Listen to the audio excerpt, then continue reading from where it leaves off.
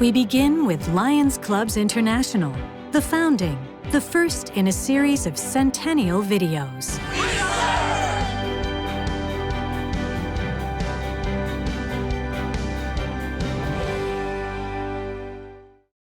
1917, a pivotal year in history, a time of immense social and political change. Most of Europe was engaged in World War I, which the U.S. entered that year. In the U.S., cheap labor and the development of the assembly line had led to rapid industrial growth, which in turn brought many social problems. Child labor, crowded tenement districts, high mortality rates, and rapidly spreading diseases were common.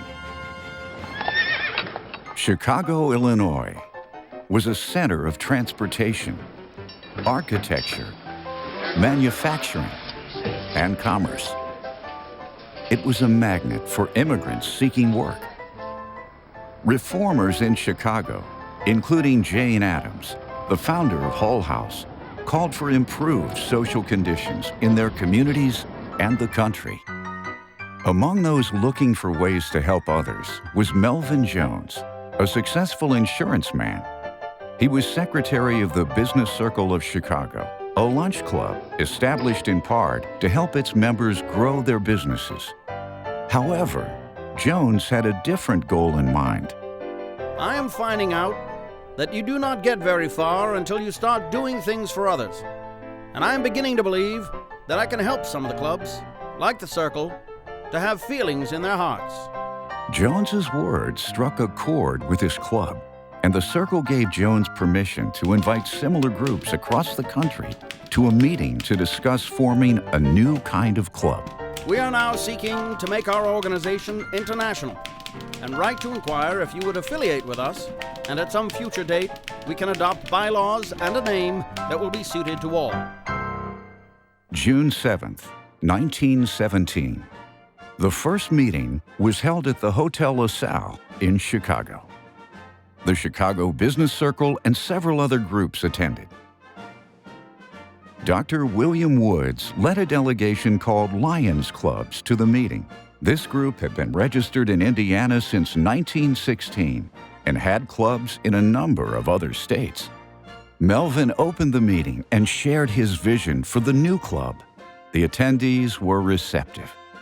Dr. Woods suggested the groups adopt the name Lions and pay dues of $1 per member semi-annually.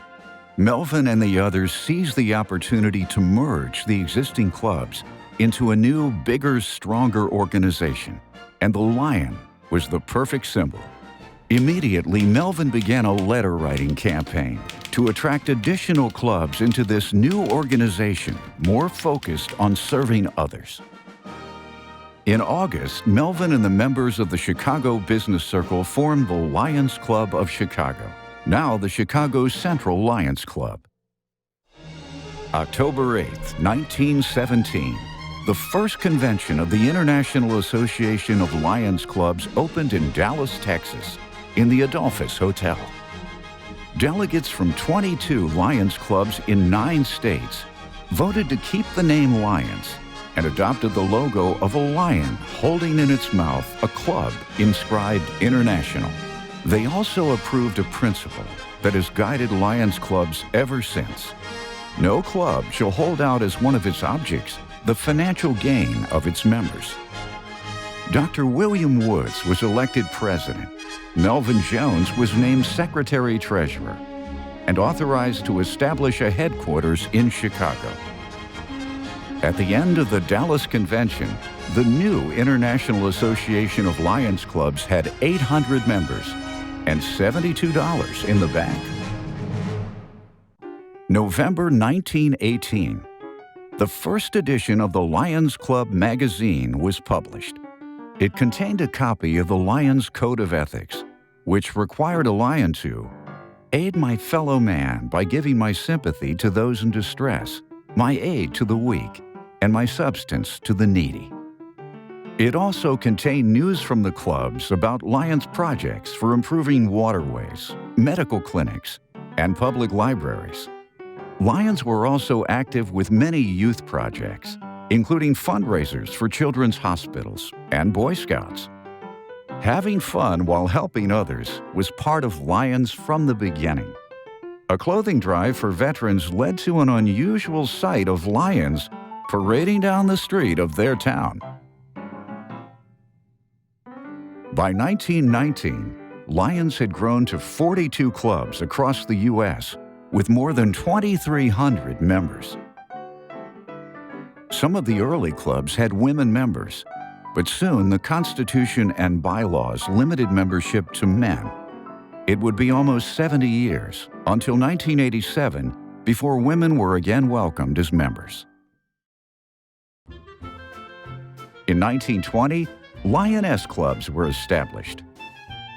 Many women served alongside family members who were Lions. Also in 1920, in Ontario, Canada, Lions established the Border Cities Lions Club, now called the Windsor Lions Club. It was then that Lions clubs became international.